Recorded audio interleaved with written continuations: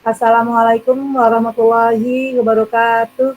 Waalaikumsalam warahmatullahi Waalaikumsalam warahmatullahi Waalaikumsalam wabarakatuh. warahmatullahi Selamat wabarakatuh. sore, salam sejahtera untuk kita semua. Alhamdulillah di hari yang bahagia ini perdana buat kita, pertemuan yang pertama. Semoga mendapatkan keberkahan ya dari Allah SWT supaya semuanya bisa Amin, mengikuti amin. kegiatan dengan baik. Terutama saya nih sinyalnya tadi udah 3 kali saya keluar masuk. Semoga ke depan 1,5 jam ke depan aman, tidak ada gangguan. Alhamdulillahirrahmanirrahim. Wabihi nasta'inu ala umri ibni wadin wa ala alihi wa sahbihi ajma'in. Rabbi shrah li sadri wa yassir li amri wahlul 'uqdatam min lisani yafqahu qawli. Amma ba'du. Yang saya cintain, saya banggakan, teman-teman CGP keren. Pastinya ini orang-orang keren yang berkumpul di sini. Karena sangat sulit untuk bisa masuk ke dalam keluarga yang namanya program guru penggerak. Karena dari awal sangat berlapis gitu ya, seleksi dari mulai berkas, esai, lalu ada simulasi pembelajaran dan wawancara. Alhamdulillah Ibu sudah terpilih di kelas 035 bersama dengan saya. Semoga kita bisa berkolaborasi dalam melaksanakan fase-fase dalam alur merdeka ke depan sampai selesai 10 modul Bapak Ibu. Kita akan bertemu dalam ruang tetap maya ini selama 6 bulan ke depan. Mudah-mudahan sehat selalu, dilancarkan, dan kita menjadi sebuah keluarga yang sakinah, mawadah, warohmah, keluarga yang baik, keluarga yang selalu kondusif, tidak ada dusta di antara kita ya. Kalau ada masalah kita bisa berkolaborasi, saling bertanya, saling mensupport gitu. Karena walaupun bagaimana kita dikumpulkan dalam keluarga yang betul-betul sudah difilter gitu, hanya orang-orang yang memiliki jargon tergerak, bergerak, dan menggerakkan ada di sini gitu. Oke, semoga lancar ke depannya. Baik, kita akan diskusi di hari ini materi 1.1 tentang pemikiran KHD. Kita punya waktu 2 kali 45 menit, 1,5 jam ke depan. Semoga kita bisa melalui acara ini dengan baik. Baiklah, saya akan mulai. Saya belum perkenalkan diri, lupa. Saya Rostini, lahir, besar sampai saya gadis itu di Subang, Jawa Barat. Orang Sunda, Pituin orang Sunda. Kemudian saya lahir 24 Mei 1969. Mulai 2 Februari 90 saya merantau ke Bogor, mencari peruntungan di Bogor, banyak makan asam garam di sana, banyak pengalaman yang saya dapat dari berbagai peran, berbagai kegiatan yang saya lalui. Alhamdulillah akhirnya saya bertemu dengan Bapak Ibu di sini. Ini adalah kali kedua saya sebagai fasilitator. Kemarin sebelumnya saya pada praktik angkatan 4, lalu fasilitator angkatan 9, dan sekarang di angkatan 11. Saya sekarang menjadi kepala sekolah di SD Negeri Sindang Barang 4, Kota Bogor, tepatnya di Kelurahan Sindang Barang dan Kecamatan Bogor Barat. Kalau rumah ada di Kelurahan Pasir Kuda, sama-sama Bogor Barat juga. Gitu. Oke, kondisi sekarang saya sudah punya anak 3. Yang pertama sudah punya anak 2, udah jadi nenek-nenek. Entar lagi saya akan punya neneknya dari 3, nenek, karena yang kedua lagi hamil 7 bulan. Dan yang bungsu belum nikah. Jadi alhamdulillah saya sudah lulus sebagai seorang orang tua, menikahkan 2 anak. Tinggal 1 lagi. Harapan saya bisa berkiprah terus selama saya masih bisa berkarya gitu di dunia pendidikan. Saya ingin melihat, memantau, ikut serta dalam mengembangkan pendidikan di Indonesia. Baik, Bapak Ibu, kita mulai buka materinya yang harus kita bahas hari ini. Kita judulnya juga kan forum diskusi evaluasi konsep. Mungkin Bapak Ibu sudah berselancar di LMS.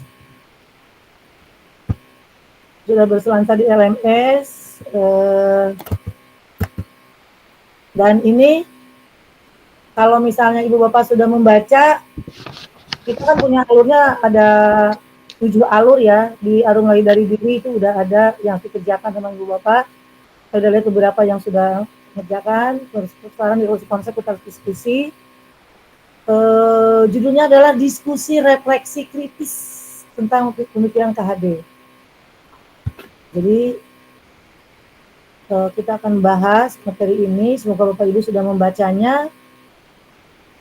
Ada 3 materi ya di situ ya, yang dalam pembekalan itu ada 3 materi. Semoga udah dibaca gitu. Kompetensi lulusan yang dituju itu adalah guru penggerak memahami peran dan alasan menjadi pemimpin pembelajaran. Guru penggerak melalui refleksi diri yang terdokumentasi mampu secara reguler mengidentifikasi kebutuhan peningkatan kompetensi dan kematangan diri demi mendukung pembelajaran murid. Itu kompetensi lulusan yang dituju. Capaian umumnya, CGP mampu memahami pemikiran filosofis pendidikan Ki Hajar Dewantara dan melakukan refleksi kritis. Saat ini yang kita akan sedang lakukan ini. Atas korelasi pemikiran-pemikiran tersebut dengan konteks pendidikan lokal dan nasional pada saat ini. Lalu CGP mampu mengambil pembelajaran dari pemikiran filosofis KHD untuk diterapkan sebagai pemimpin pembelajaran yang mengupayakan terwujudnya sekolah sebagai pusat pengembangan karakter. Tuh, jadi disebut juga pengembangan karakter, outputnya itu karakter gitu ya. Itu umum. Lalu capaian khususnya adalah pengetahuan tentang dasar pendidikan Ki Hajar Dewantara, keterampilan pengetahuan. Jadi Ibu dan Bapak ini harus memiliki pengetahuan, keterampilan, sikap bagaimana berpihak pada murid, merefleksikan materi ini gitu ya dengan baik dan bisa menerapkannya gitu. Nah, ini kita ada di fase ini, pembukaan 25 menit, karena ada sedikit materi harus direfleksi, lalu diskusinya 30 menit, diskusi lagi, tanya jawab, refleksi lagi, dan balik terakhir penutup. Pembukaan. Nah, untuk pembukaan, kita belum membaca doa ini Bapak Ibu. Kita mulai acara ini supaya diberkati, kita bersama-sama menundukkan kepala. Marilah kita bersama-sama. Bagi yang muslim silakan membaca basmalah dan surat Al-Fatihah. Bagi yang non-muslim menyesuaikan. Berdoa mulai.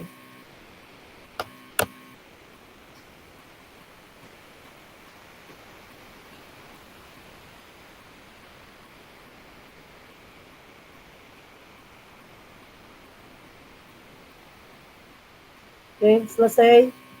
Penyampaian tujuan pelajaran tadi sudah sampaikan ya Bu ya, umum dan khusus sudah. Nah, ini dibahas lebih detail lagi bahwa peserta mampu memberikan perspektif reflektif kritis. Saat ini Ibu Bapak harus bisa memberikan perspektif reflektif kritis tentang pemikiran filosofi pendidikan. Kemarin Bapak Ibu sudah ada beberapa yang sudah bertugas, sudah memberikan refleksi, ada yang berupa video, ada yang berupa tulisan gitu. Berarti sudah merefleksi. Nah, di sini harus memberikan reflektif kritis gitu. Kata kuncinya. Nah, ini masih sama acara-acara tadi sudah dibahas ya. Nanti ketika berlangsung kegiatan ini, peserta meminta CGP untuk saling membuka diri terhadap perbedaan dalam berpendapat, bertanya, dan berbagi praktik baik, lebih kritis, reflektif dalam lain. Ini masih dalam masa pembukaan ya. Terakhir CGP menyampaikan memberikan perspektif reflektif kritis terhadap pemikiran KHD.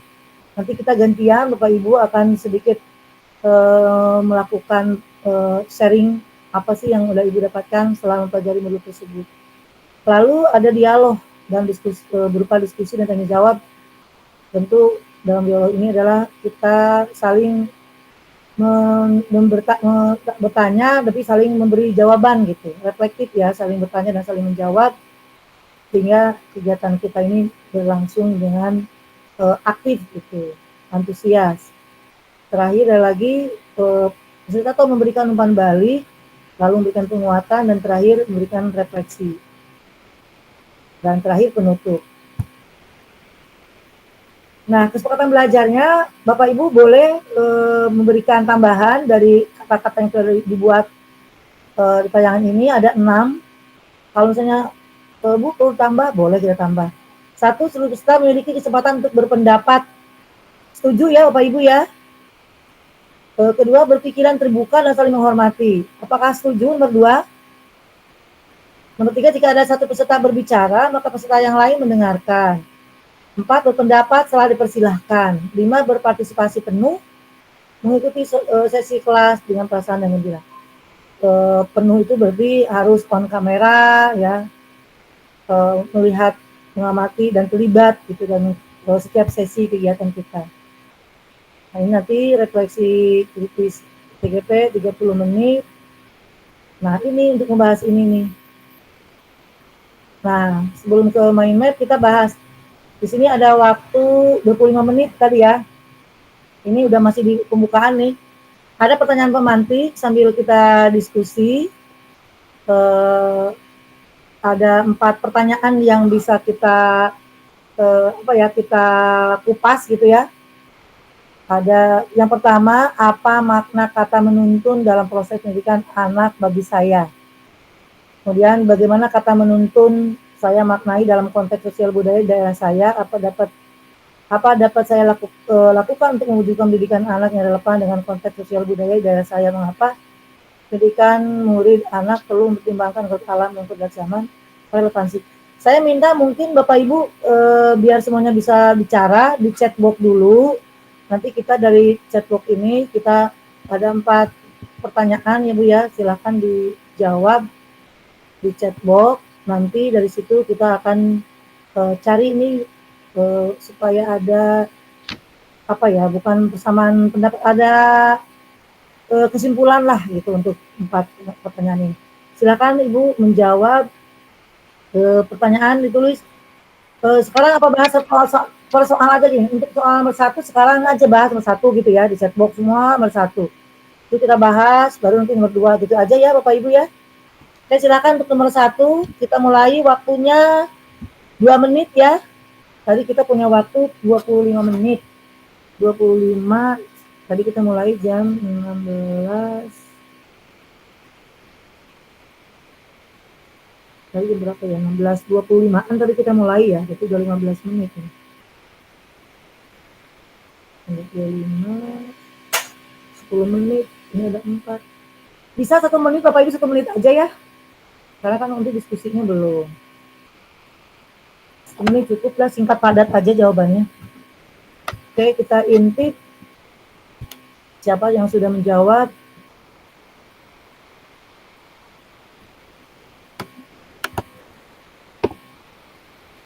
Ibu Lia, menurut saya kata menuntun dalam proses pembimbingan anak itu proses memberikan bimbingan, arahan, dan motivasi kepada siswa agar dapat berkembang dan tumbuh dengan baik dan optimal. Oke, setuju. Ada lagi?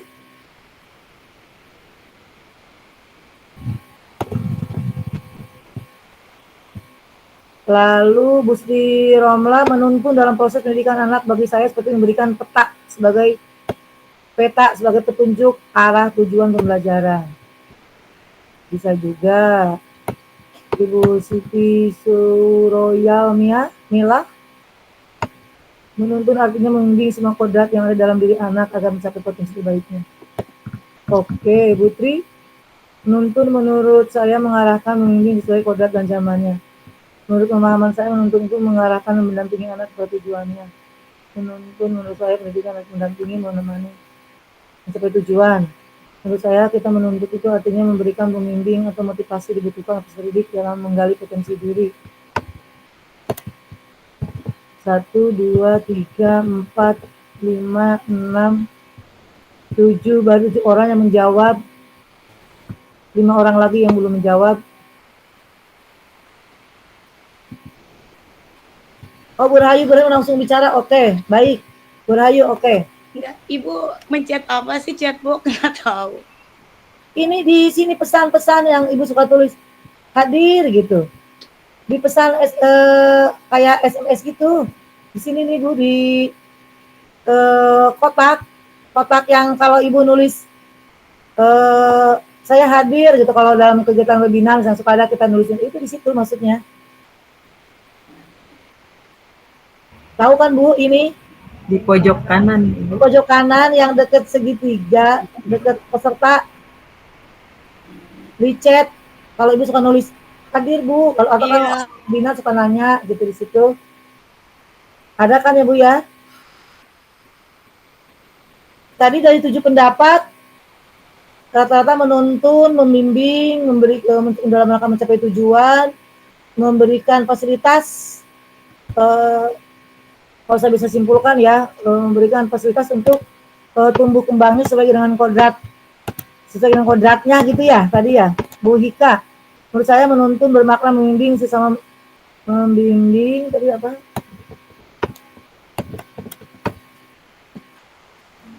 Tes, kedengaran nggak Bu suara saya? Membimbing menuju jalan. Bu Hika, disebut aja pendapatnya tadi. Menuntun sesama Bu menuju jalan benar. Berarti harus ada kesepakatan, saling bergandengan tangan, penuh kesabaran supaya terjadi perubahan yang lebih baik setiap hari. Oke, setuju tidak Bapak Ibu dengan jawaban Bu Hika? Hika atau Hica disebutnya Bu dibacanya? Hica Bu. Hica ya. Jadi lidahnya lidah Indonesia ya, bukan lidah bule ya. Iya betul Bu. Indonesia Hica. Oke. Ada yang menjawab menurut saya mengarahkan membimbing kodrat zaman. Ini beberapa orang yang ngomong-ngomong kodrat. Pak Aditya menurut pemangkatnya menuntun itu mengarahkan dan mendampingi anak kepada tujuannya. Menuntun menurut saya pendidikan harus mendampingi menemani pendidik mencapai tujuan dan menempuh pendidikan. Misalnya menuntut itu artinya memberikan pembimbingan atau motivasi yang dibutuhkan untuk peserta didik dalam menggali potensi diri. Ada 3 orang kalau saya yang menyebutkan kodrat. Silakan dari ketiga yang merasa menjawab bahwa menuntun itu dalam memberikan membimbing untuk dia berkembang dengan kodratnya itu 3 orang saya baca. Siapa yang mau mewakili dari 3 orang itu? Nomor 1. Tadi yang mengatakan itu. Hai. Nggih, Bu. Monggo panjenengan Pak, Bu Tri Hasuti monggo. Iya. Jadi menurut saya menuntun anak, mengarahkan, membimbing sesuai dengan kodrat dan zamannya. Mungkin kalau saya bisa mencontohkan sesuai kodratnya, misalnya kodratnya anak ini perempuan gitu ya. Bagaimana kita mengarahkan sebagai seorang pendidik bahwa lingkungan keluarga itu mungkin yang paling utama. Kita di sekolah hanya membantu sepertinya seperti itu. Kalau dengan zamannya, saya hubungkan dengan zamannya. Sekarang ini kita lihat sosial media seperti itu ganasnya. Jadi sebagai guru hendaknya kita mampu mengarahkan, membimbing. Betul, kita harus mengikuti perkembangan zaman, tetapi harus dipahami bahwa apa yang kamu lihat, apa yang kamu tulis harus hati-hati. Kalau ini misalnya kalau saya hubungkan dengan perempuan tadi ya Bu ya, untuk hal yang berhubungan dengan berita, informasi wanita, perempuan dan seterusnya, kita sebagai guru harus banyak-banyak memberikan masukan, memberikan peringatan mungkin. Yang nomor 1 ya pastinya semua itu tidak bisa kita batasi, tidak bisa kita siap. Yes, gitu. Mohon maaf, saya potong kali kita punya 3 soal lagi. Jadi betul, Ibu boleh kasih reaksi. Di situ ada gambar emot itu. Ada Ibu bisa mengirim reaksi. Kalau teman menjawab, kalau kita setuju, Ibu boleh berikan jempol, tepuk tangan, gitu ya. Nah itu jawabannya betul. Semua jawaban saya baca betul. Intinya, Pak Ahmad Kausin, silakan. Bapak Kausin tadi raise hand. Silakan Pak. Halo Pak Kausin, adakah tadi mengacungkan tangan? Kalau gitu disimpan dulu acungan tangannya Pak Kausin untuk soal nomor 2 aja. Nah tadi hubungannya dengan nomor 1 itu tadi kan menuntun itu adalah jawabannya semua betul. Seolah-olah anak itu kan sudah ada, kita hanya menuntun, membentuk gitu kan ya Bu. Kalau Bapak jadi membentuk dan kita mengajarkan mereka itu, membawa mereka itu sesuai dengan kodrat alam dan kodrat zamannya itu yang dipesankan oleh Raja Dewantara. Nah, nomor 2, bagaimana kata menuntun dimaknai dalam konteks sosial budaya daerah saya, daerah Ibu dan Bapak. Apa yang dapat dilakukan untuk mewujudkan pendidikan anak? Kalau ada yang mau langsung share, acungkan tangan, sisanya boleh lewat raise hand. Silakan raise hand. Lewat chatbox ya, silakan tulis di chatbox. Bulia, silakan Bulia. Bulia langsung jawab ya. Iya Bu, langsung jawab aja. Siapa ya nulisnya Bu ya? Oke, silakan. Ya, terima kasih Bu. Sebelumnya ini menurut pemikiran saya untuk menuntun dalam konteks sosial budaya itu contohnya seperti kita mengajarkan anak-anak kita sejak dini untuk saling bersosial khususnya di lingkungan masyarakat. Contohnya seperti bergotong royong, membantu orang yang kesusahan, atau seenggaknya membantu teman yang kesusahan butuh bantuan di kelas dan lain sebagainya. Itu kata menuntun, dan kita selalu memberikan motivasi, dorongan, hal-hal yang baik, mengajarkan hal-hal yang baik untuk bersosialisasi dengan berbudaya yang baik gitu Bu. Terima kasih.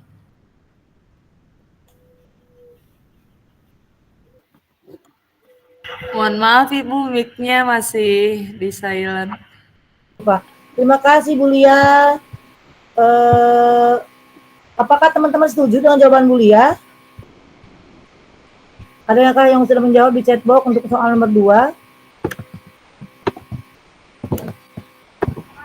Yang nomor 2 ada yang udah ngechat di chatbox, ada yang udah nulis jawaban di sini?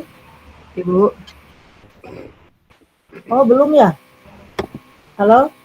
Oh, nomor 2 itu kan sesuaikan dengan konteks sosial budaya di daerah kita, daerah Ibu dan Bapak di Cikarang. Kira-kira makna menuntun ini disesuaikan dengan sosial budaya Cikarang ini apa sih? Dan bagaimana cara kita mewujudkan pendidikan yang relevan dengan konteks sosial budaya di daerah Ibu itu maksudnya. Silakan, ada yang mau raise hand? Yang mau jawab? Apakah suara saya terdengar jelas? Mohon maaf Bu, saya mau menambahkan sedikit deh Bu yang tadi Bu. Oke, mangga. Ya, karena mungkin di daerah saya itu banyaknya pertanian gitu kan ya Bu ya. Jadi maksud saya itu menuntunnya itu mereka ikut berpartisipasi dalam konteks sosial budayanya, saling gotong royong, membantu dan belajar gitu Bu. Karena banyaknya yang berpetani di lingkungan daerah saya. Terima kasih Bu. Iya, betul. Benar Bu. Jadi, nah itu makanya kodrat alam itu tadi masuk ke kodrat alam. Oke, Bu Siti Suroyal Mia. Mila, saya manggilnya apa ya kepanjangan ya? Bu Siti aja ya Bu ya? Biasanya Bu Mila Bu. Oh, Bu Mila. Oke. Ibu Mila, silakan Bu Mila. Mohon izin Bu menyampaikan kalau saya sendiri memaknainya menuntun itu tadi. Jadi kita hanya kalau diibaratkan yang kita lihat tuh guru kan sebagai pendidik itu seperti seorang petani. Jadi tidak merubah kodrat anak tersebut. Kita hanya menuntun. Jadi saya memaknainya, makna menuntun dalam konteks sosial budaya ini adalah sebagai pendidik kita mengarahkan anak-anak itu sesuai dengan sosial budaya sendirinya. Seperti tadi sampaikan, mungkin mulia saya sepakat ya dengan kodrat alamnya. Misalnya kodrat alamnya memang anak-anak tuh tinggalnya di daerah petani, maka memaknainya yang relevansi dengan konteks sosial budaya daerah kita, hendaknya pendidik itu bisa memberikan pembelajaran yang relevan dengan sosial budaya di daerahnya. Jadi tidak kurang alangkah lebih baik misalkan yang di daerah petani disajikan pembelajaran yang dekat dengan anak, itu dengan daerah-daerah pertanian misalnya yang berkaitan dengan permasalahan-permasalahan pertanian. Jadi kurang tepat kalau misalnya di pembelajarannya gurunya memberikannya pembelajaran tentang perikanan atau aktivitas nelayan, jadi itu kurang sesuai gitu. Jadi memaknainya berarti menuntun siswanya sesuai dengan kodrat sosial budaya di sekitarnya, sehingga anak-anak merasa lebih relevan dengan kehidupan mereka sehari-hari. Seperti itu Bu, mungkin. Iya, betul sekali. Jawabannya keren ini wah. Jawabannya udah kata orang Sunda udah ngolok-tok gitu ya. Ini ada yang nulis di chatbox Bu Triastuti. Iya betul, Ibu Bapak bisa membaca juga masukannya bahwa balik lagi tadi, pokoknya diingat aja kunci dari Pak KHD dari Dewantara itu selalu menuntun ini sesuai dengan kodrat alam dan kodrat zamannya. Jadi kalau anaknya misalnya zaman digital, nggak mungkin kita tidak mengajarkan bagaimana cara menggunakan digital dengan baik, misalnya kan seperti itu. Kalau background alamnya masih pegunungan atau daerah nelayan ya sesuaikan gitu. Oke, terima kasih Bapak Ibu sudah memahami dengan baik. Untuk soal nomor 3, mengapa pendidikan murid atau anak perlu mempertimbangkan kodrat alam dan kodrat zaman? Sudah terjawab oleh Bu Mila tadi ya, otomatis sudah terjawab. Soal nomor 2 itu berhubungan dengan nomor 3. Ada yang mau nambahkan untuk jawaban Bu Mila untuk nomor 3? Apa sudah cukup? Kita lanjut ke nomor 4.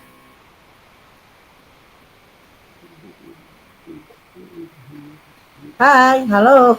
Nggih, Bu, nomor 4. Nggih. Oh, Bu Lia lagi. Silahkan, Bu Lia. Iya, Bu. Saya setuju sekali, terima kasih. Setuju sekali dengan Bu Mila tadi sudah dijelaskan tentang kodrat alam bahwa kita bisa mengajarkan atau mendekatkan anak kita terhadap kodrat alam yang ada di lingkungan sekitar seperti pertanian, dekat dengan pertanian, perikanan, pegunungan dan lain sebagainya. Untuk yang kodrat zaman itu mungkin pendidikan harus menyesuaikan zaman karena zaman dahulu sama zaman sekarang itu sangat berbeda karena perkembangan teknologi juga semakin meningkat. Jadi perkembangan pendidikan 50 tahun yang lalu dengan 50 tahun yang sekarang itu pasti berbeda. Jadi memang perlu mengikuti sesuai zaman, jangan sampai tertinggal. Seperti itu sih Bu. Oke, tepuk tangan aplaus buat kita semua. Wah, bagus semua jawabannya ya. Sudah terpenuhi nih. Nanti bisa berceritanya di lembar-lembar LMS ya, refleksikan gitu. Bapak seperti pemikiran KHD, pendidikan yang berhamba pada anak dengan peran saya sebagai pendidik. Ini terlalu ekstrim nggak sih menurut Bapak Ibu kata-kata menghamba kepada anak? Iya, ekstrim kalimatnya. Ekstrim ya. Kalau tidak memahami alur dari awal, cerita awal tuh kesannya itu kita seperti mereka itu bukan hanya harus menghamba kepada mereka. Betul tidak Bapak Ibu? Pasti memahami cara berpikir, makanya kan ini filosofis pemikiran KHD. Yang asas trikon, yang 3 asas, nanti bisa nyambung ke situ. Oke, saya minta siapa yang mau langsung aja deh ya, nggak usah dicecet, langsung jawab. Ini kaum pria ini belum mendominasi, kebanyakan kaum wanita yang mendominasi. Ayo, kaum pria jangan kalah sama kaum wanita. Bapak Pak Reza, dipanggilnya Pak Reza ya? Iya. Oke, Pak Reza, silakan Pak Reza. Nomor 4, bagaimana? Saya langsung dor aja, tidak nunggu Bapak ngacung nih ya. Oke, silakan. Maaf Ibu, saya baru bergabung ini, baru nyampe rumah. Iya. Pendidikan yang menghamba, berhamba pada anak itu berarti kalau dikategorikan apa ya, tanda kutip itu berpatokan pada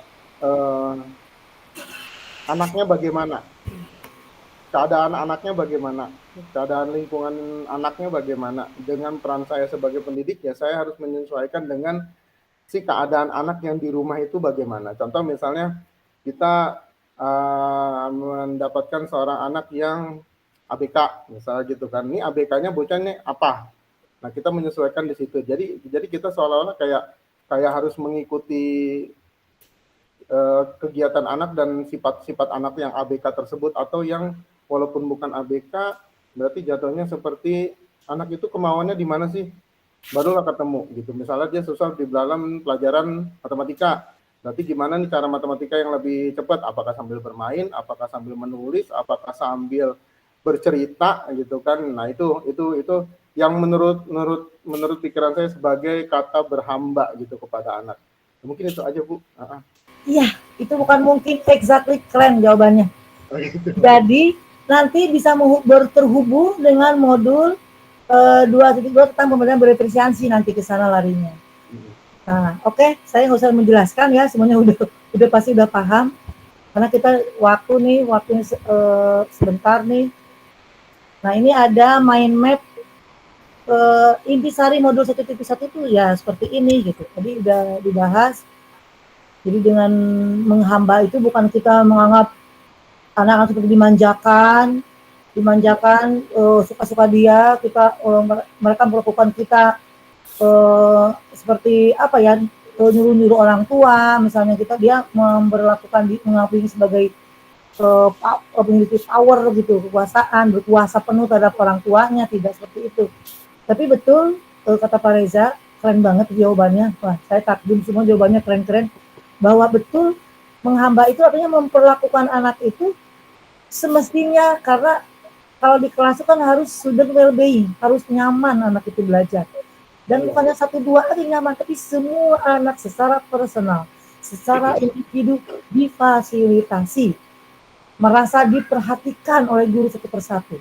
Tidak hanya anak pintar aja, tidak hanya anak yang dianggap orang tuanya baik nih, suka ngasih ke guru nih, dibaik-baikin aja nih anak ini gitu. Banyak sepertinya seorang tuanya misalnya, tidak. Tapi semuanya kita perlakukan sama. Oke, kita masuk ke mind map substansi modul ini. Bapak Ibu, tadi kita sudah sampai di tujuan pembelajaran. Tadi dibahas ya.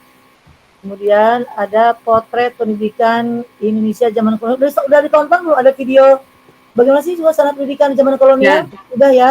Sudah perlu dibahas. Sudah, Bu.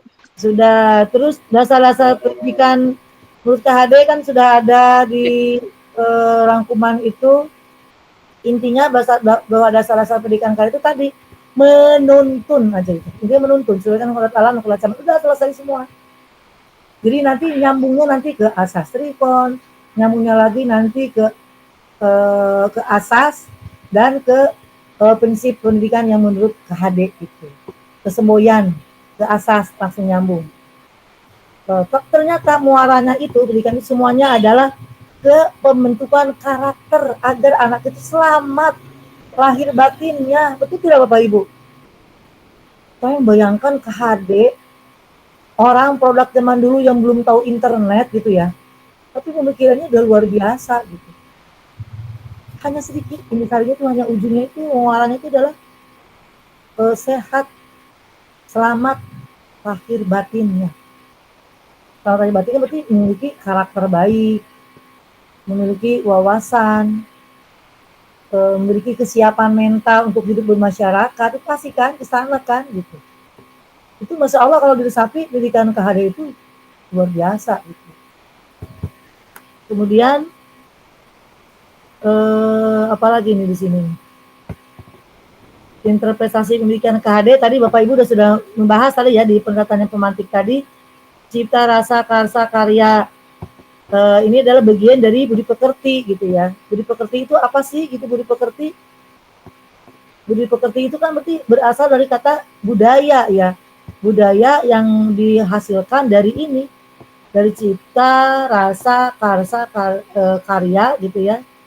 Rasa untuk membangun perilaku anak yang kita harapkan tadi, bahwa peran guru itu menuntun perilaku anak, menuntun mereka supaya jadi kita hanya mengasah. Makanya di awal itu nanti di pembelajaran bereplikasi Ibu akan belajar, Bapak Ibu, bagaimana sih cara melakukan pemetaan kebutuhan belajar anak. Bagaimana cara memberikan asesmen awal kita sehingga kita bisa menentukan, oh ini anak ini larinya ke visual, ke auditori, ini kinestetik, oh ini gaya badannya harus begini. Dan kita tidak menjudge anak, oh ini nggak bisa nih, anak bodoh nih, kamu nggak bisa gitu, kamu bodoh. Tidak, nanti kita akan terbuka setelah masuk ke modul-modul berikutnya. Oke, ini sudah ya, tidak perlu dibahas lagi, tadi udah kita bahas. Kita lanjut ke, dialog, diskusi dan tanya jawab. CGP saling berdialog untuk mengkonfirmasi perspektif setiap CGP dalam memaknai dan menghayati pemikiran KHD dengan saling bertanya atau mengkonfirmasi perspektif rekan CGP lain. Fasilitator di sini memandu dialog. Nah, itu nanti umpan balik. Oke, nah di sini saatnya Bapak dan Ibu, kita sudah Udah 45 menit malah ya. Sampai dari 16.25 ke jam 5 udah 35 menit. Kita udah harus masuk ke sini emang nih. Kalau CGP saling berdialog, silahkan. Ada yang mau bertanya, ada yang bisa jawab, berjawab. Saling itu aja, tiktokan gitu. Kalau CGP saling berdialog untuk mengkonfirmasi perspektif CGP dalam memaknai. Kan Ibu Bapak sudah sama-sama mempelajari modul itu, sudah membaca. Kalau misalnya ada hal-hal yang belum dipahami, ayo kita diskusikan bareng di sini. Mungkin temen yang lain mah udah paham banget gitu kan, bisa sharing di sini gitu. Oke, silakan Bapak Ibu.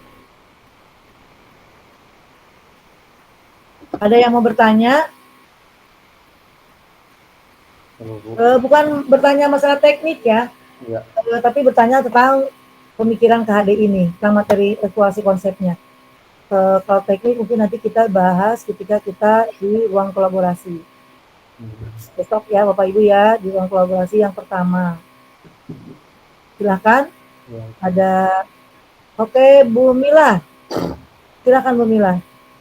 Iya Bu, mungkin Bapak Ibu mohon izin saya mau bertanya karena memang saya pribadi merasa masih belum bisa menyerap dengan baik gitu, terutama kemarin waktu kita di modul sebelumnya kan itu ada video mengenai perjalanan pendidikan dari zaman kolonial sampai sekarang, termasuk kita menjawab pertanyaan ya, apa persamaan dari pembelajaran saat ini dengan pembelajaran di zaman kolonial. Nah itu saya sendiri waktu merefleksikan itu setelah mendengarkan video dan membaca itu masih merasa kayaknya belum dapet gitu. Apa ya bener nggak ya pemikirannya? Mungkin Bapak Ibu bisa sharing, mungkin menurut Bapak Ibu seperti apa gitu.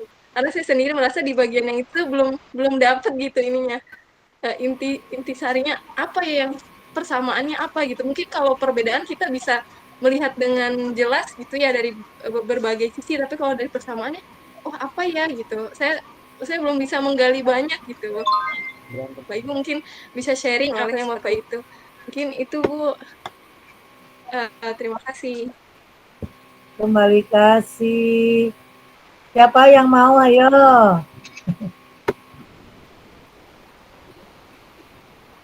Putri, silakan jawab Putri. Ayo Pak. Nggih Bu, mungkin saya acungkan tangan dulu nggih. Izin. Oke. Monggo. Kemarin sama, kalau melihat dari video itu kemarin saya menjawabnya kalau perbedaan jelas kita bisa mencari, tapi persamaannya kalau saya menjawab sama-sama belajar. Itu dari zaman dulu sampai sekarang ya kita sama-sama belajar. Mungkin secara singkat itu, kalau mungkin ada tambahan monggo silakan Bapak Ibu. Makasih Ibu. Tadi persamaannya sama-sama belajar, perbedaannya apa toh Bu? Perbedaannya kalau zaman dulu itu terlalu diskriminatif. Nah, kalau sekarang tidak, jadi semuanya bisa. Artinya kita apalagi sekarang merdeka belajar katanya seperti itu. Dan kalau dipikir ada pertanyaan kemarin yang itu sempat sekalian saya bertanya ya, apakah sudah merasa sekarang ini merdeka belajar itu bagi siapa? Itu yang kemarin jadi agak di dan saya ya, merdeka buat siapa, itu juga mungkin bisa sharing. Menurut saya merdeka dalam kategori ini belum sih Bu ya, banyak yang harus diperbaiki. Oke, jadinya menjawab tapi malah ngasih pertanyaan juga ya. Iya toh Bu monggo siapa, ini saya ke bawah belajar bahasa Jawa nih sama Ibu ngomong Jawa. Silakan yang belum nih, yang belum komen sama sekali nih, ada yang menyadari belum komen siapa, wajib saya minta pertanggungjawabannya nih. Silakan jawab pertanyaan dari Bu Mila dulu kali ya. Bu Lia, ayo. Ya, Bu Lia lagi, ayo. Bu Lia semangat banget ini tadi nih. Semangat 45 Bu, biarin Bu. Ya. Iya ya, maaf Bu, saya lagi Bu. Apa Bu, semangat. Oke. Iya, saya mungkin mau menambahkan yang tadi sudah Bu Tri paparkan mengenai pertanyaan Bu Mila ya. Saya setuju dengan Bu Tri. Hanya menambahkan sedikit mungkin ya, yang kemarin kita sudah sama-sama mengisi 300 kata per kuis ya Pak ya, Bu ya. Alhamdulillah 300 kata sampai 500 kata. Kalau saya kemarin jawabnya untuk perbedaan itu mungkin jelas berbeda ya Bu ya, karena yang saya tonton zaman kolonial itu hanya tidak semua orang bisa merasakan belajar gitu kan. Dari yang tadinya hanya untuk calon bupati saja, terus ada yang cuma 3 kelas saja gitu kan. Nah, dengan adanya taman siswa ya kemarin ya, taman siswa baru itu bisa merasakan semuanya yang sudah dibangun oleh Ki Hajar Dewantara itu. Itu untuk perbedaannya. Nah, kalau zaman sekarang alhamdulillah semuanya juga sudah bisa merasakan pendidikan, bahkan diwajibkan pendidikan oleh pemerintah sekarang berapa ya? 9 tahun ya Bapak Ibu ya. Pendidikan wajib. Nah, untuk persamaannya dari dulu dari zamannya Ki Hajar Dewantara sampai saat ini tujuannya yaitu sama-sama untuk mencerdaskan kehidupan bangsa, memerdekakan siswa. Nah, maksudnya merdeka itu merdeka bagi siswa mungkin Bu. Jadi untuk yang Bu Triastuti menurut saya untuk merdekanya itu merdeka untuk siswa dan untuk gurunya. Gitu. Untuk siswa itu siswa harus lebih aktif, kita dengan memotivasinya harus lebih aktif, nggak usah malu, terus lebih pembelajaran berpusat kepada siswa. Gitu sih. Mungkin itu menurut saya. Terima kasih Bapak Ibu, Ibu Fasilitator. Oke, tadi Bapak Aditya ya, mau memperkuatkah jawaban dari Bu Lia dan Bu Tri, atau mau menjawab pertanyaan Bu Tri sekalian? Mana Pak Aditya?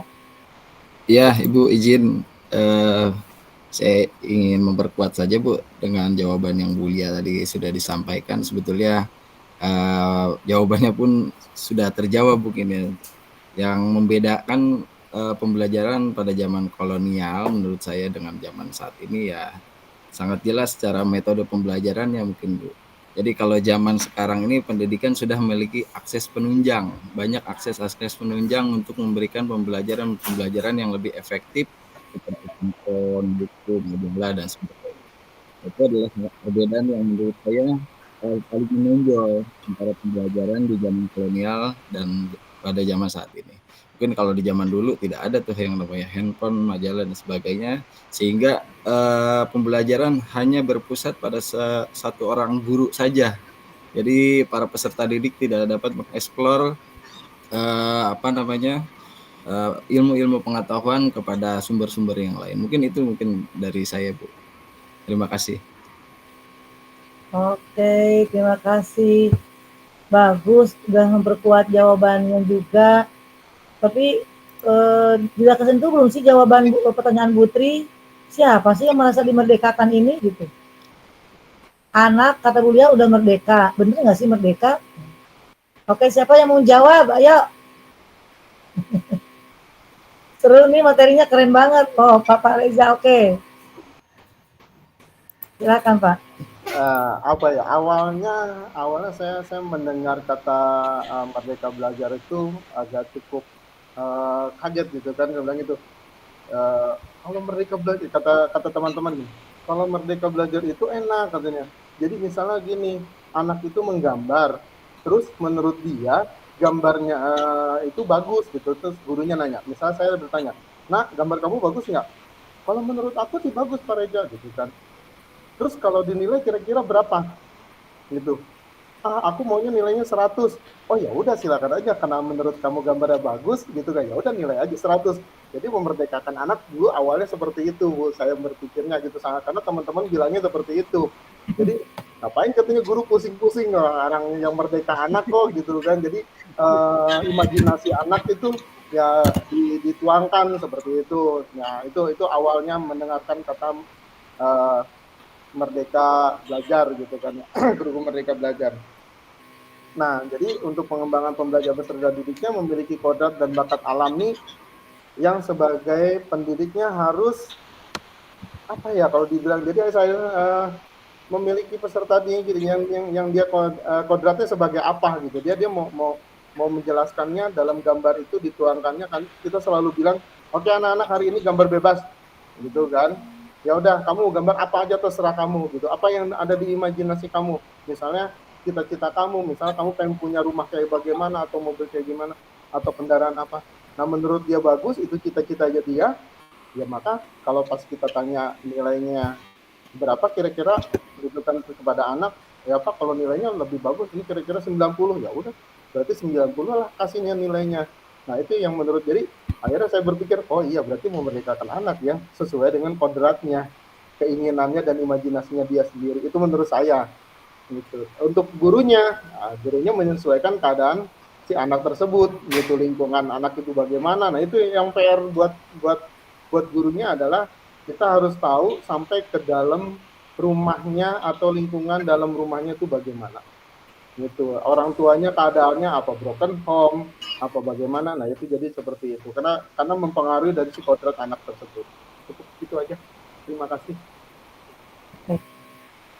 Tapi masih belum terlihat. Pak Hendy juga, Pak Hendy dulu deh. Oke, silakan Bu.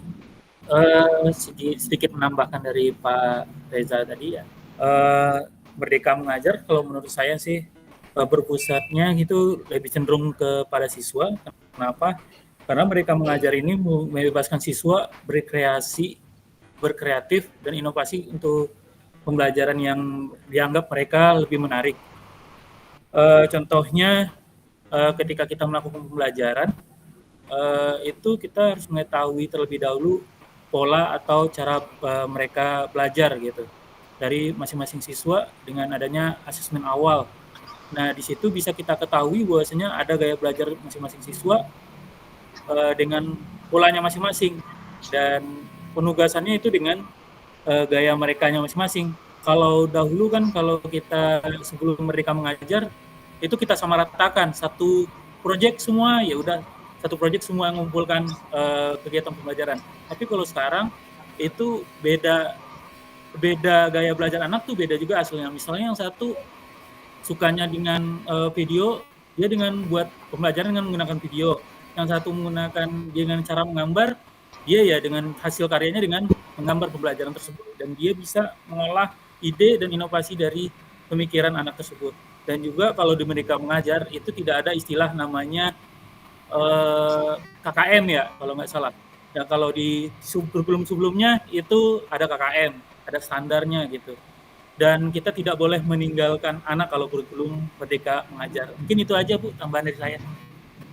Oke, baik, semuanya bagus nih jawabannya. Ada yang mau memperkuat? Adakah yang mau memperkuat? Izin. Oh, Pak Fauzi. Halo. Oke. Ya, mohon maaf Bu.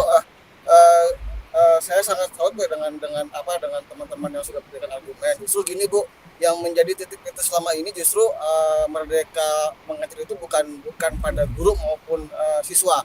Namun saya lebih menekankan kepada orang tua Bu. Orang tua yang sepenuhnya belum memahami atau mungkin bahkan kurangnya sosialisasi kepada orang tua terhadap apa sih merdeka itu, merdeka kepada anak. Artinya jangan sampai kita justru melihat guru beberapa waktu lalu kejadian di Demak Bu ya, yang guru dibacok karena mungkin nilai anak itu kurang. Artinya kan justru dengan anak membacok guru itu bukan disalahkan ke anak, tapi justru orang tua itu membela kasusnya itu Bu. Artinya saat ini dengan pola pikirnya mohon maaf Bu ya, dengan Merdeka itu justru belum mengena concern dan tujuannya kepada orang tua siswa Bu, lebih kepada kami yang mungkin mengajar saja.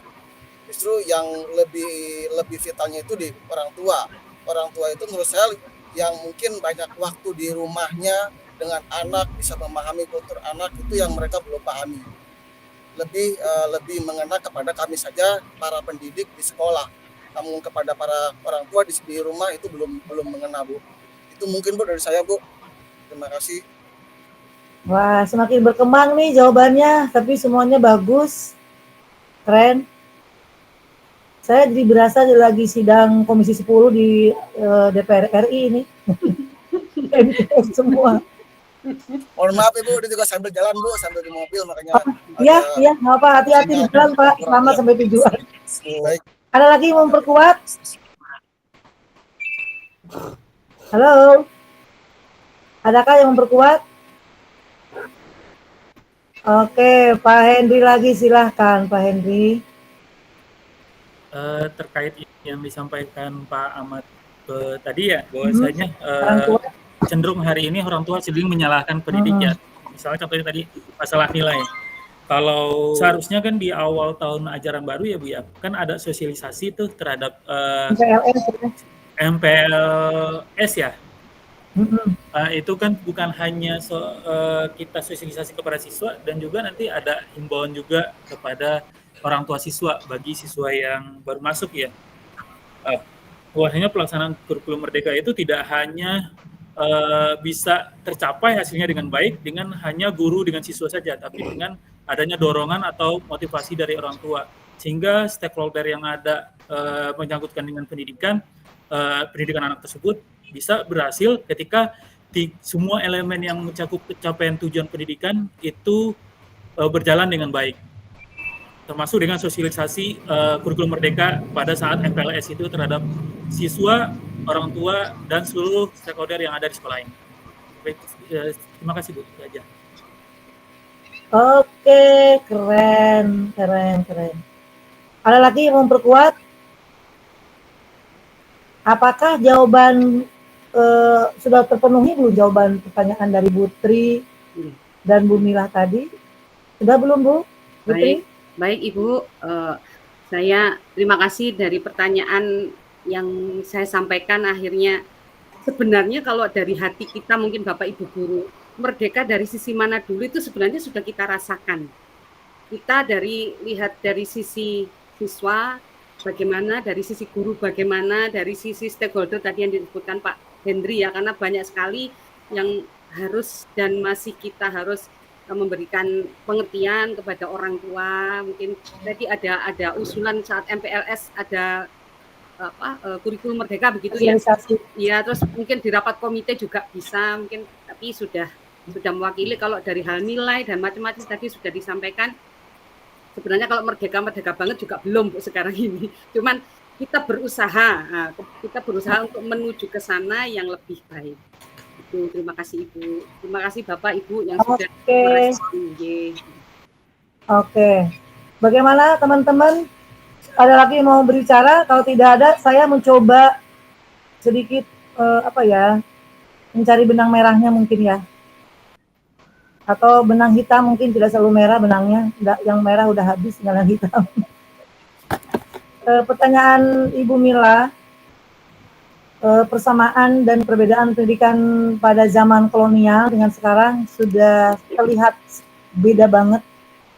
Beda dari pertama, kurikulumnya pasti sangat berbeda, karena kurikulum zaman konvensional hanya diberikan mata pelajaran atau pembelajaran menulis dan membaca, karena target mereka disekolahkan itu untuk jadi juru tulis, untuk membantu tugas-tugas keresidenan, mungkin tugas-tugas kewedanaan di Belanda, karena waktu itu Indonesia kondisi lagi dijajah. Kalau lihat sejarah, pertama kita dijajahnya oleh POC sebenarnya. POC itu adalah Verenigde Oost-Indische Compagnie, sebuah sebuah kumpulan para pedagang lah ya, para saudagar yang berkumpul menjadi sebuah organisasi yang namanya POC. Terus lama-kelamaan, karena udah lama, semakin kuat, datangkanlah orang-orang saudaranya, mungkin kalau dia udah sukses di Indonesia, datangkan orang-orang sampai dia punya angkatan senjata sendiri. POC bisa berkembang, kenapa? Karena dia menggandeng kerajaan-kerajaan yang bisa kalau sekarang disuap mungkin ya, itu biasa para pejabatnya disuap gitu kan.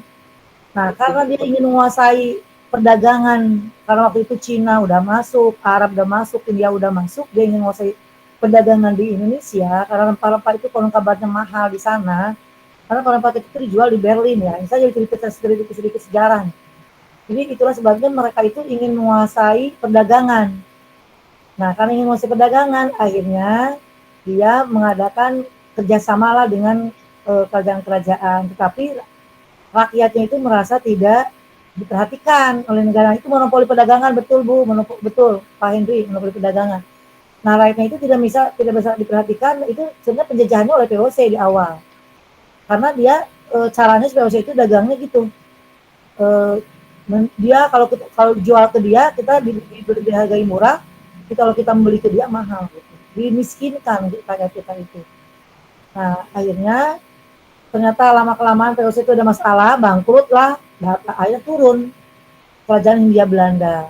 Hindia Belanda turun, mulailah penjajahan yang sebenarnya itu mulai abad 18, penjajahan sebenarnya itu. Nah, tapi Belanda ada positifnya karena dia butuh orang-orang buat dipekerjakan di perusahaan-perusahaan yang dikelola oleh dia. Perusahaan-perusahaan kan kalau dulu tuh kayak perkebunan teh, perkebunan gula, tebu gitu kan, perkebunan karet. Nah, itu yang digunakan tenaga kita. Nah, kan mereka butuh tenaga yang ditulis membuat laporan. Berapa sih berapa kintal produksi hari ini, tehnya, berapa kintal produksi karetnya misalnya. Jadi itu bukan orang yang bisa mencatat kan. Jadi pelajaran diberikan itu hanya pelajaran mencatat bagaimana cara membuat laporan keuangan sederhana, mungkin membuat laporan keluar masuknya uang gitu. Nah itu sejarahnya, dan yang bisa sekolah hanya orang-orang ningrat, anaknya residen, anaknya wedana. Kalau sekarang wedana itu mungkin bupati ya. Anak paling rendah itu anaknya kuwu atau anaknya lurah. Jadi orang-orang kaya rakyat jelata itu kaum marginal tuh udah nggak bisa masuk sekolah di situ. Nah, dan metodenya juga seragam. Dulu tuh tidak ada buku tulis, namanya sabak. Sabak itu seperti batu yang bentuknya kotak, seperti buku. Kalau gurunya nulis, dia suruh ditulis. Nanti lembar berikutnya, soal berikutnya itu dihapus lagi, hapus hilang. Jadi mereka tidak bisa ketan yang bisa kayak kita diarsipkan, tidak bisa. Tapi Masya Allah orang-orang dulu, orang-orang yang pada pinter kan sekolahnya ke Belanda ya, seperti Muhammad Hatta gitu kan. Banyak yang sekolah ke negeri Belanda kan, Syahril kalau tidak salah ya, ke Belanda. Hanya Soekarno sekolahnya di Indonesia, di UTB kan itu yang. Nah itu seperti itu.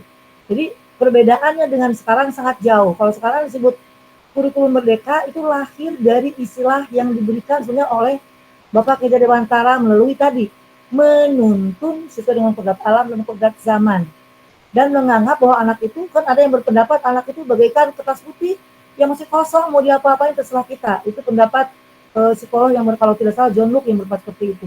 Ya ada yang berpendapat anak itu belajarnya harus sambil bermain, si Tobal harus bermain, si Montessori harus menggunakan panca indera, dia menggabungkan keduanya kan. Nah kalau sekarang kalau saya amati menggunakan panca indera, berarti kan ada auditori, ada pendengaran. Nah itulah nanti larinya ke pendengaran berefisiensi, bahwa anak yang hanya belajar, anak yang bisa senang belajar kalau bisa difasilitasi pendengarannya atau auditori kecerdasannya. Anak yang senang belajar merasa masuk pelajarannya ketika melihat visual. Nah itu berarti Montessori itu menggunakan panca indera itu ada visualnya kan, ada pendengarannya kan. Nah tapi ada anak yang harus belajar tuh kalau banyak gerak. Nah tadi si Kobal yang bilang harus bermain tadi. Nah Ki Hajar Dewantara menggabungkan, mengcombine keduanya. Ada gerak-geraknya, ada mendengarnya, ada melihatnya.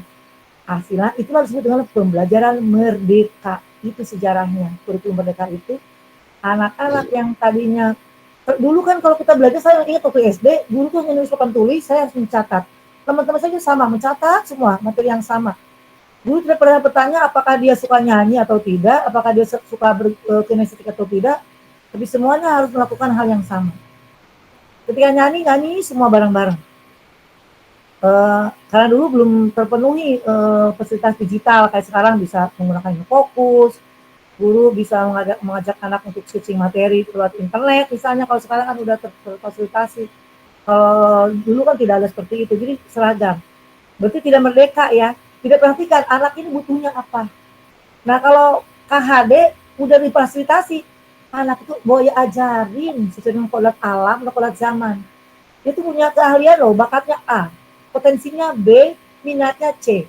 Kita berikan ruang untuk mereka, semua anak itu semua berkembang. Kita tuh hanya memfasilitasi perilaku dia itu supaya punya budi pekerti, kita fasilitasi dengan perilakunya, sehingga itu bisa kita tebalkan. Dia udah punya potensi nih, kita hanya menebalkan aja. Kita tidak boleh menghapus, dia udah punya bakat itu kok. Jangan kita hapus, itu kita kuatkan, kita tebalkan. Nah itulah yang dilakukan oleh KHD, menuntun itu seperti itu. kalau menurut saya. Jadi itulah perbedaan dan persamaannya. Kalau dulu kebutuhannya hanya itu. Kalau sekarang belajar itu kan sekarang di SMK ada namanya vokasi ya Bu ya. Bapak ada vokasi dijuruskan. Oh ini larinya ke digital, ini ke entrepreneur, ini larinya ke akuntansi, larinya ke apa gitu kan, semua udah diarah-arahkan. Karena mereka itu setelah dari sekolah itu punya life skill, punya potensi yang bisa bekal buat hidup dia selama lahir batin dia. Dia tuh bisa bekerja dari hasil apa? Hasil sekolah. Kalau sekolah ada fasilitasi dia untuk berkembang, untuk ditebalkan kemampuan dia, ditebalkan potensi dia, ditebalkan minat dia.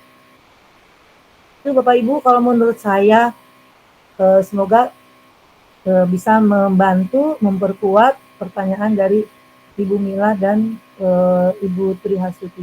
Jadi merdeka itu fasilitas kodrat alam, kodrat zaman dan dituntun oleh kita. Baru merdeka. Anak yang pengen visual, kita berikan haknya. Ada visual. Anak yang inginnya kinestetik, berikan.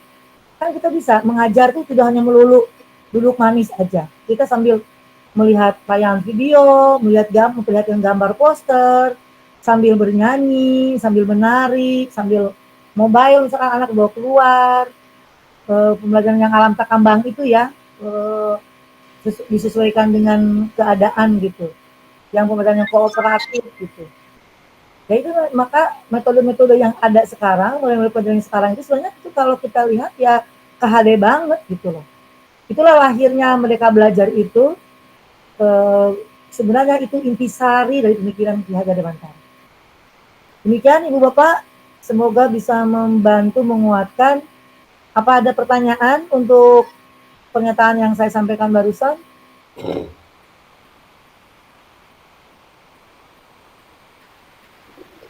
Ada pertanyaan lagi yang kita akan bahas bersama. Apakah cukup jelas penjelasan yang saya sampaikan? Cukup Bu. Masya Allah, sangat Cukup jelas. lagi. Kalau cukup. Dan, dengan Merdeka Belajar, semua anak secara individual mengacu ke Undang-Undang 45 pasal 31 bahwa anak semua memiliki hak atas pengajaran.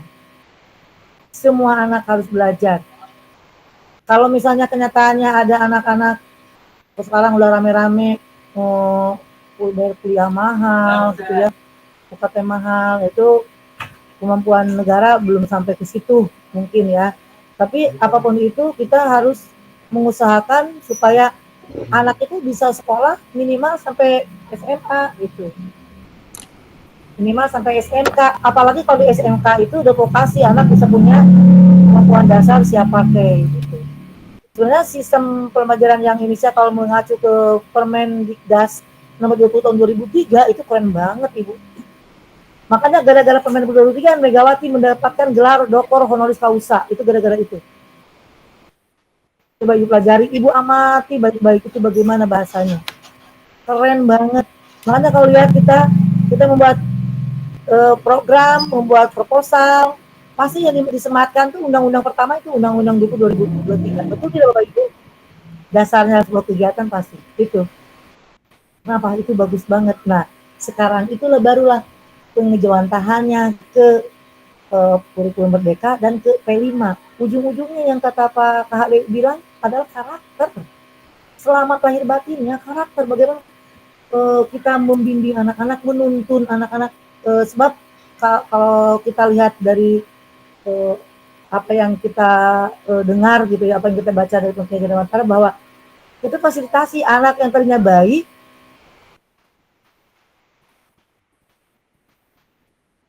kalau dia salah bergaul, kita salah bimbing ya. Anak yang tidak baik kalau kita berikan pengaruh yang baik, mungkin dia bisa menipiskan keburukannya, tapi dia akan timbul kekuatan baiknya. Tugas guru itu kok.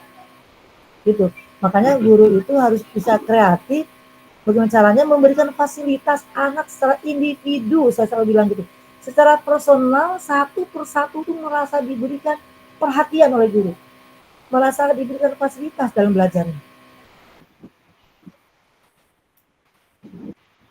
Merasa terpuaskan dalam belajarnya. Oke, demikian Bapak Ibu. Udah 32 kita sampai tadi mulai 25, berarti kita sampai 17.55 berarti ya. Kita masih punya waktu 23 menit. Nah, ini saya udah langsung ke penguatan nih, tapi sebelum ke penguatan dan refleksi, kita ada lagi pertanyaan, kalau tidak saya akan nge-share ini apa, sebentar, saya belum buka WA dulu, karena di sini kan kurang bagus sinyalnya. Bapak Ibu kalau bisa berkenan, boleh ambil foto-foto ya, saya nggak bisa banyak buka layar, takutnya tadi kan saya juga keluar masuk gitu. Saya akan buka WA dulu Bapak Ibu, saya linknya disimpan di situ, di WA sebentar.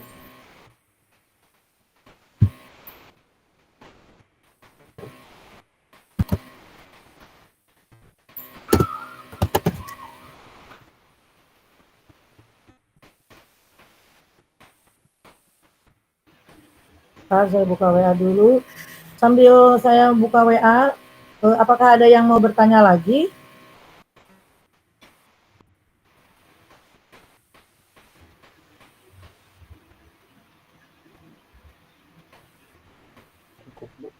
Belum Bu, sementara. Cukup Bu. Oh sebentar ya, saya lupa. Linknya ada di sini kalau tidak salah, sebentar. Karena saya pakai Padlet itu kan berbayar ya. Saya udah pernah bikin pakai akun ini, saya ganti pakai akun yang lain gitu. Jadi banyak akun, saya lihat dulu sebentar ya. Padlet. Tadi belum buka WA di sini karena Padlet nggak kuat ininya, sebentar.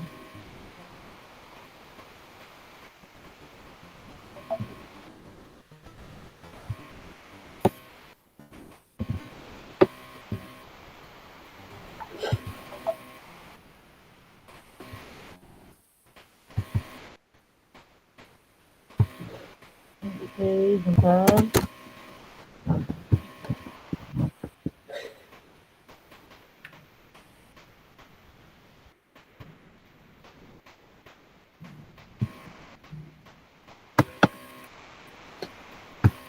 Semoga ini tidak salah. Soalnya tadi saya juga baru ngirim Padlet juga tadi. Bentar ya. Semoga ini.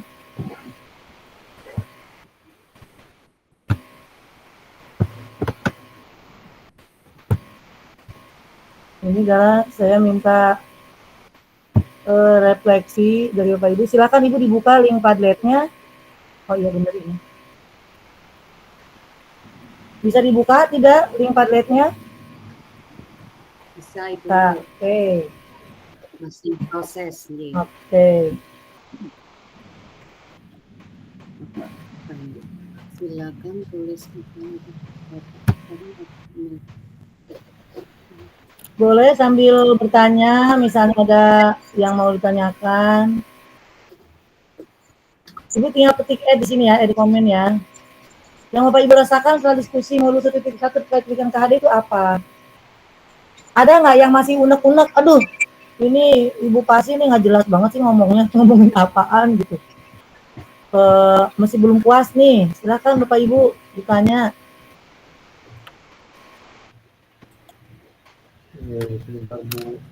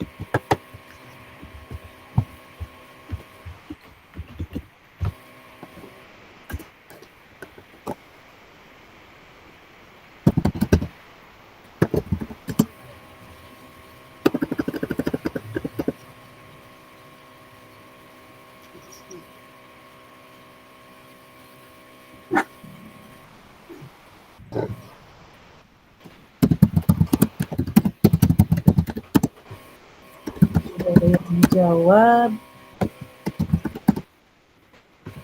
Oh, saya lupa. Aduh, nggak ditulis nama Bapak Ibu ya, namanya di sini. Saya dapat merasakan pemikiran KHD dalam pendidikan itu tepat mempertahankan karakter. Betul. Karakter pendidik sesuai dengan kodratnya. Oh ya, saya lupa tidak membahas yang Bapak Ahmad Kausin katakan. Ya betul, Pak Ahmad. Halo Pak Ahmad, bisa mendengar saya?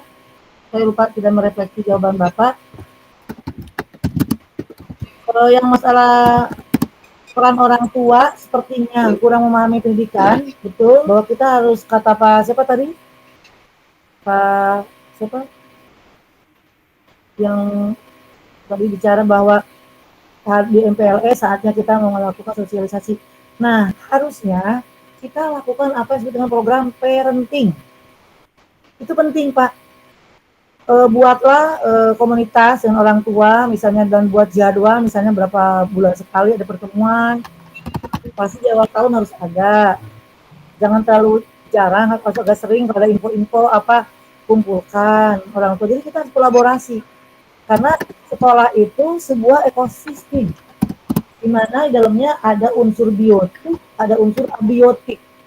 Biotik itu unsur hidup, siapa aja yang hidup di sana, ada anak, murid ya, di sini murid, ada guru, ada kepala sekolah, ada operator sekolah atau penjaga sekolah di dalamnya, kemudian ada orang tua siswa, ada komite, ada masyarakat, ada pengawas.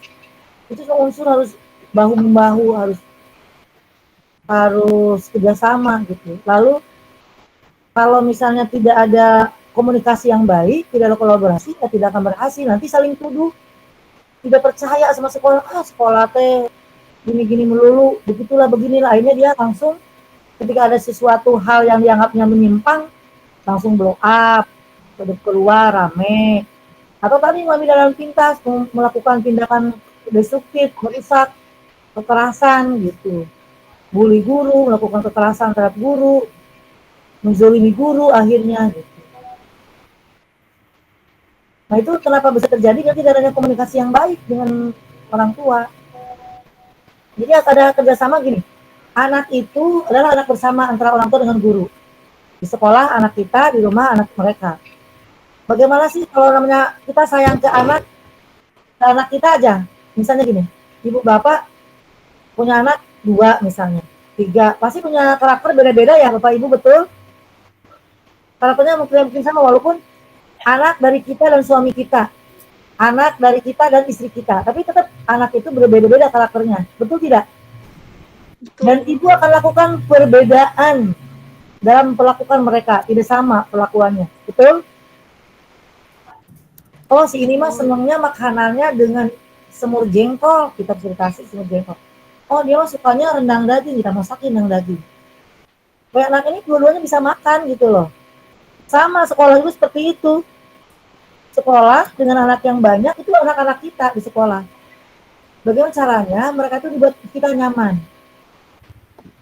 Terus ketika ada anak yang tadi seperti dibahas di kurikulum merdeka, anak misalnya tidak mencapai pas, kan ada fase A, B, C dan selanjutnya gitu. Di fase A, fase SD misalnya, dia tidak bisa nih di SD itu literasi harus bisa mengenal huruf lalu mengenal kata misalnya.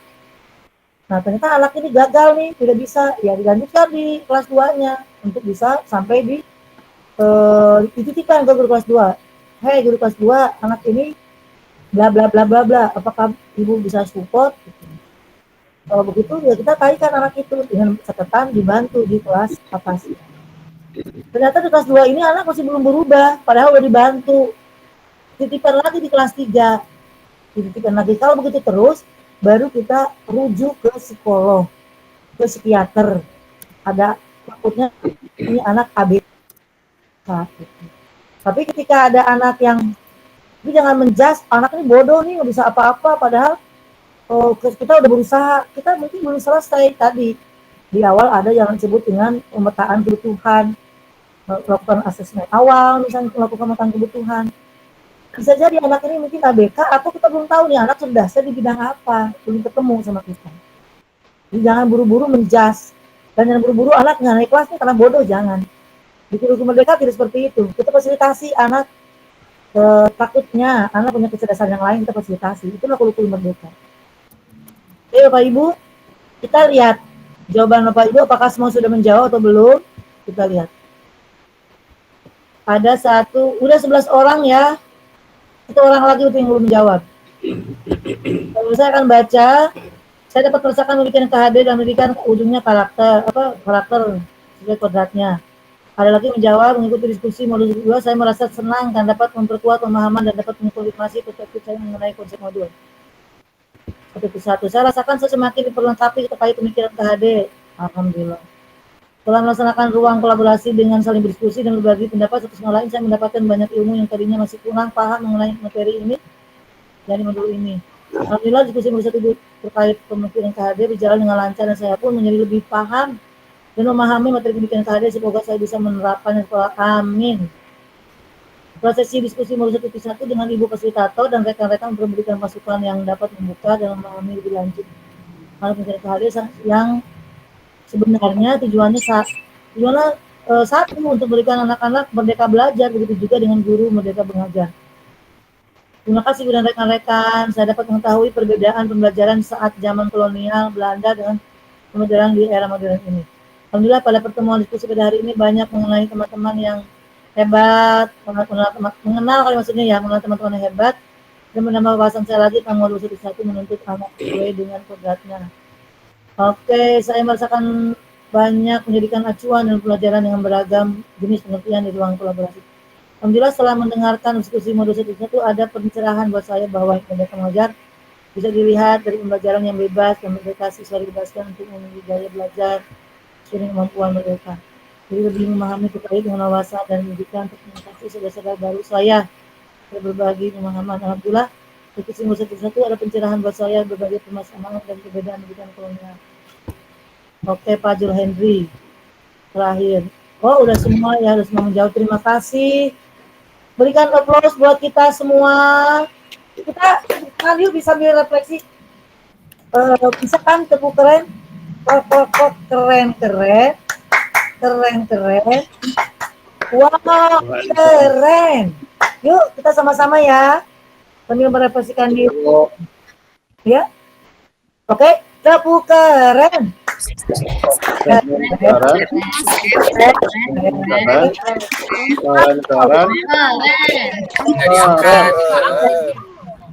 Kita semua sudah jadi orang-orang keren. Oke, jadi semuanya. Nah, kalau kita lihat semboyan KHD yang Ingat Karso Suntulo, Tuturi Handayani, Madi Mangun Karso, itu kan semuanya jelas ya, terlihat bahwa ketika kita di depan itu kita harus bagaimana, memberikan teladan, di tengah harus mendorong gitu kan, di belakang harus bagaimana, di belakang Tuturi Handayani tengah-tengah ya, Tuturi Handayani. Tuturi terakhir Bu. Terakhir di akhir Bu. Akhir yang tengah yang Madya Mangun Karso. Nah, berarti membangun karsa, menyemangati gitu kan. Nah, berarti kan artinya guru itu tidak harus plok kayak zaman kolonial. Jadi kalau masih ada ibu guru, bapak guru yang mengajarnya kayak zaman kolonial, berarti balik lagi ke zaman penjajahan gitu. Nah, di semboyan KHD udah jelas banget bahwa kita harus selalu support gitu. Baik itu jadi sebagai teladan, harus memberikan semangat dan mendorong di belakang gitu kan. Berarti kan guru sebagai partner di sini ya, sebagai penyemangat, berarti kan yang memberikan reaksi, ayo support gitu kan. Dan di depan dengan teladan.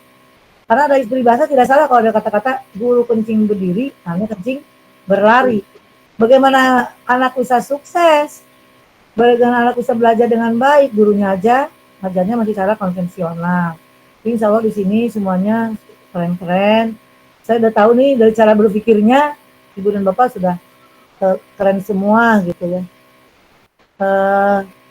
Dari refleksi ini saya sudah merasakan aura positif dari Ibu Bapak, bahwa Ibu Bapak sudah azan maghrib 48 ya. Tadi kita mulai perekaman, saya takut kurang nih. Tadi kan ngerekam itu jam berapa tadi mulai ngerekam? Nunggu kumpul semua itu ya. Dan dari refleksi ini saya ingin minta kata-kata dari Ibu PP dan Bapak PP untuk memberikan refleksi bagaimana pembelajaran kita hari ini. Silakan dari Ibu dulu, Ibu Dea. Dipersilakan Ibu Dea. Sambil kenalan dengan CGP-nya ya, dengan Ibu Dea. Ibu PP-nya. Silakan Ibu PP. Siap Ibu. Assalamualaikum warahmatullahi wabarakatuh. Waalaikumsalam. Perkenalkan, nama saya Diari Ratnaningsih. Saya dari SMPN 4 Cikarang Barat. Saya aslinya juga orang Tuban, Ibu, orang Jawa Timur. Ya, kebetulan saya di sini merantau di Bekasi dari tahun 2006. Itu perkenalan dari saya, Ibu. Untuk diskusi pada sore hari ini, alhamdulillah saya pantau tadi CGP-nya hebat-hebat semua. Begitu paham akan modulnya 1.1 mengenai filosofis Ki Hajar Dewantara, bahwa kita itu sebagai seorang pendidik itu baiknya menghamba pada murid, dan murid. Seperti itu. Yang perlu kita pahami bahwa filosofis Ki Hajar Dewantara yaitu Ingat Tulodo untuk Matio Mangunkarso Tutwuri Handayani. Nah, itulah yang perlu kita resapi, yang perlu kita terapkan dalam pembelajaran sehari-hari. Mohon izin Ibu, sudah maghrib. Kalau saya ngomong nanti panjang lebar ya Ibu ya. Iya. Tadi kita mulainya telat, nunggu kumpul. Sementara saya harus punya waktu harus 1 jam setengah, saya khawatir kurang. Tadi saya mulai ngerekam tuh di 17.20-an sekian gitu, khawatir kurang. Mungkin untuk mengulur waktu saya minta tambah 5 menit lagi ya. Nanti ada sesi foto bersama, ada doa. Tapi saya minta dari Pak PP, Bapak PP, Bapak Hendro. Ya. Yulianto kebanyakan orang Jawa kayaknya. Nanti kita kuatkan lagi ketika loka orientasi ya, seperti itu. Kita 5 menit lagi ya, Pak Hendro silakan. Nanti setelah ini kita penutup dan foto bersama. Silakan Pak Hendro. Baik Bu fasilitator atas waktunya. Bismillah. Assalamualaikum warahmatullahi wabarakatuh. Waalaikumsalam warahmatullahi wabarakatuh. Mohon izin memperkenalkan diri Bapak Ibu. Saya Hendro Yulianto. Dari namanya udah kelihatan ya Bapak Ibu ya, pasti orang Jawa. Saya aslinya Wonogiri Bapak Ibu. Sekarang bertugas di SMK Negeri 1 Kebayoran, Kabupaten Bekasi. Terkait kegiatan hari ini, saya melihat sudah, walaupun baru pertama bertemu dengan Bu Fasil, tapi sudah mulai sudah mulai nampak, sudah mulai tergali. Padahal baru hari pertama, tadi juga saya simak ada diskusi yang lumayan alot ya, masing-masing CGP menuangkan buah pikirannya, pandangannya. Memang seperti itu yang kita harapkan. Jadi saya sampaikan ke CGP saya, Bu Fasil, izin. Jadi di pendidikan guru penggerak itu tidak ada salah, tidak ada benar. Semuanya bebas berpendapat. Yang ada adalah penguatan. Dari penguatan itulah nanti si CGP yang bersangkutan jadi mikir, tadi saya salah, posisi saya salah apa benar kan gitu. Itu Bapak Ibu ya. Jadi secara umum pertemuan pertama ini luar biasa. Mudah-mudahan nanti di Rukol besok semakin luar biasa diskusinya. Silakan dikeluarkan totalitas saja, pikiran-pikirannya, argumennya, pandangannya, supaya semakin memperkaya proses pendidikan guru penggerak ini. Barangkali itu Bu Fasil. Terima kasih. Wassalamualaikum warahmatullahi wabarakatuh. Waalaikumsalam warahmatullahi wabarakatuh. Sebelum berdoa, kita foto bersama dulu ya. Foto bersama dulu. Bagaimana gayanya? Mau seperti apa? Senyum aja, senyum ya, senyum semua. kalau Bekasi biasanya berani, Bu. Oh gitu, oke. Bekasi Gimana tuh? berani, Bekasi Jabar juara. Gimana caranya? Yel dulu gitu, gimana, Bu? Begini aja, Bu. Jabar. Gimana? Tangannya gimana? Satu di atas. Oh gitu. Saya moto, nggak bisa ya. Ibu aja dan Bapak ya. Oke, Bekasi berani. Tahan dulu ya, sebentar ya. Saya ambil gambar dulu. Oke.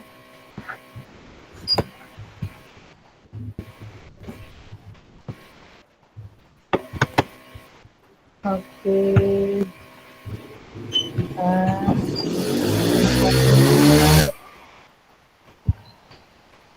Oke, sekarang closing statement dari saya. Terima kasih Ibu sudah bersabar berfoto bersama. Mohon maaf untuk hari ini, tadi jadwal jam 13, saya lupa ada jadwal Zoom di komunikasi kecamatan Bogor Barat sampai jam 3 lewat tadi. Terus saya pulang dari sekolah ke rumah itu perjalanannya itu setengah jam. Sampai ke rumah jam 4 kurang 2 menit tadi. Jadi mohon jadi telat. Apapun itu, ini perdana yang pertama dan sangat menyenangkan. Pandangan pertama itu menggoda sekali, dan selanjutnya semoga kita semakin instan, semakin fokus, semakin bisa kolaborasi dengan baik. Mohon maaf jika saya misalnya agak cerewet mungkin di grup kalau ngingetin urusan tugas. Mohon maaf karena kita ingin berhasil bersama. Saya ingin angkatan kita lulus semua dengan nilainya yang komplot ya, nilainya sangat memuaskan. Amin. Tugasnya juga harus spektakuler pastinya kan, harus bagus gitu. Insya Allah kita akan bisa melalui ini semua dengan kondisi sehat walafiat. Dan mohon maaf jika saya membersamai pertama ini jadi memberikan kesan yang semoga memberikan kesan negatif gitu ya. Mungkin saya nggak bicara saya kurang baik, kurang halus, biasanya karena saya urusannya jurusan cadas soalnya ya, metal yang agak kasar, mungkin keras gitu. Karena gaya bicara saya seperti itu, mohon dimaafkan. Kalau saya asli orang Sunda, tapi kalau orang ketemu saya pertama kali pasti anggapnya saya orang Sumatera. Itu dari Batak atau dari Padang. Saya kayak orang Sumatera ternyata gaya bicara saya gitu. Jadi itulah gaya saya gitu, tapi apapun yang terlihat dan terdengar, tapi jauh dari kata saya orangnya baik, tulus. Insya Allah selalu support semuanya, ingin membantu semuanya supaya sukses pada akhirnya dengan happy ending gitu. Dan saya mohon maaf jika dalam penyampaian barusan mungkin kecepatan dalam saya bicara, nanti tolong ingatkan kalau saya kecepatan atau saya mungkin tidak memuaskan jawabannya karena itulah kebodohan saya. Mohon dimaafkan. Dan kita selalu take and give ya, selalu saling mengisi. Karena tadi benar kata Kak Hendro, kita selalu tidak ada kebenaran, tidak ada kata salah di sini, semuanya benar dan tidak ada yang salah gitu. Oke, mungkin demikian bisa sampaikan sebelum berakhir. Mari kita berdoa bersama. Semoga tidak terulang lagi nih menjelang maghrib nih, jadi mengganggu ibadahnya bagi yang muslim. Saya mohon Pak Hendro untuk pimpin doa, bisa Pak? Doa penutup. Semoga diberkahi hari ini kita semuanya.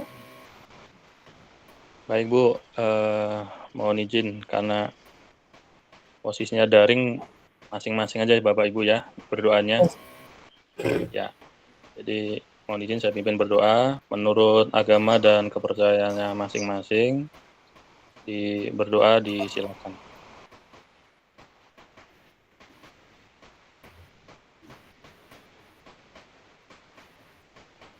Cukup.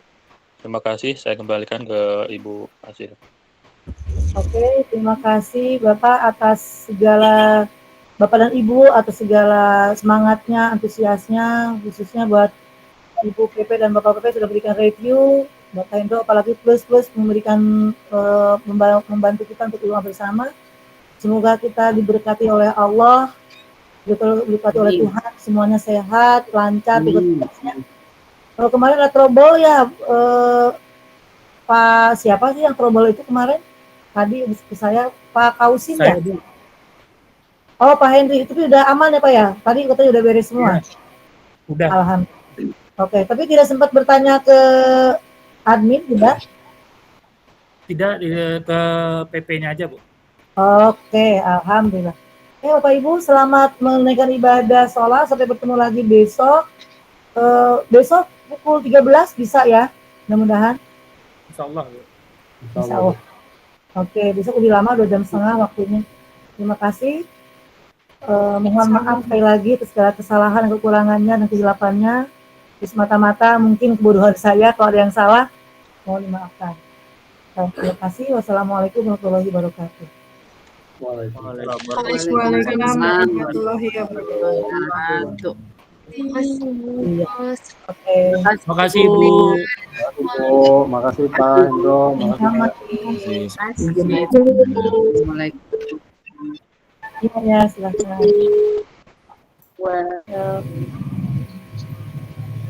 Makasih Bu, izin live ya. Terima kasih, Bu. Ibu. Sampai ketemu besok. Ya, sampai besok. Ya. Oke.